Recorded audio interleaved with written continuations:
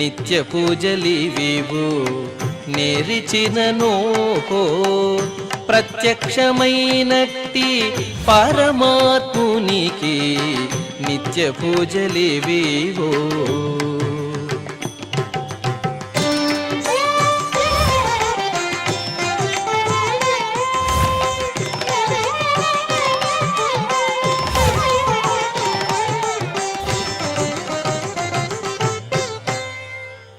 ఓం నమో వెంకటేశాయ. ఆదివారము శ్రీ పరాభవనామ సంవత్సరము, ఉత్తరాయణము, గ్రీష్మ ఋతువు, నిజ జ్యేష్ఠమాసము, కృష్ణపక్షము, పంచమి తిథి, శతభిష నక్షత్రము, జూలై 5, 2026.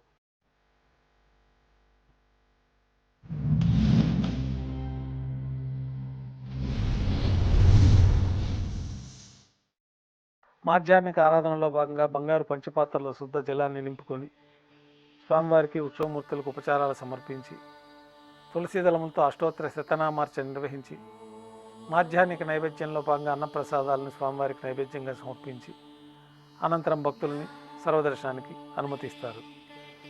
ఉభయ దేవేలతో శ్రీ మలయప్ప స్వామివారిని బంగారు తిరిచిపైన వేంచేపు చేసుకొని మేళతాళాలతో మంగళవాద్యాలతో విమాన ప్రదక్షిణంగా సంపంగి ప్రాకారంలో కల కళ్యాణ మండపానికి చేరుకుంటారు. కళ్యాణోత్సవం ప్రారంభమవుతుంది.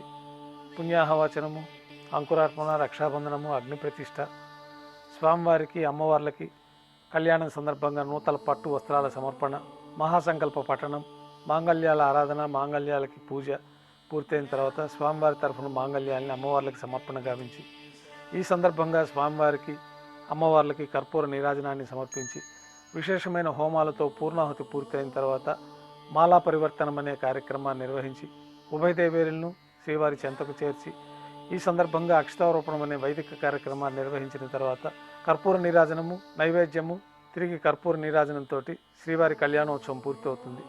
భక్తుల దర్శనం అనంతరం ఉభయ దేవేరులతో శ్రీ మలయప్ప స్వామివారు మేళతాళాలతో ఊరేగింపుగా ధ్వజస్తంభం వద్ద గల అద్దాల మండపానికి చేరుకుంటారు. ఊంజల్ సేవలో భాగంగా వేద పండితులు వేదపారాయణం చేస్తూ ఉండగా స్వామివారికి వైభవంగా ఊంజల్ సేవ నిర్వహించి కర్పూర నీరాజనంతో ఊంజల్ సేవ పూర్తి అవుతుంది.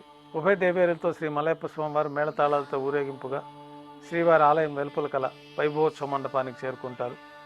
ఆర్జిత బ్రహ్మోత్సవంలో భాగంగా స్వర్ణ గరుడ వాహనంపైన శ్రీ మలయప్ప స్వామివారు వేంచేస్తారు. కర్పూర నీరాజన సమర్పణతోటి స్వర్ణ గరుడ వాహన సేవ పూర్తి అవుతుంది. హనుమంత వాహనంపైన శ్రీ మలయప్ప స్వామివారు వేంచేస్తారు. కర్పూర నీరాజనంతో హనుమంత వాహన సేవ పూర్తి అవుతుంది. పెద్ద శేష వాహనం పైన శ్రీ మలయప్ప స్వామివారు వేంచేస్తారు. కర్పూర నీరాజన సమర్పణతోటి పెద్ద శేష వాహన సేవ పూర్తి అవుతుంది.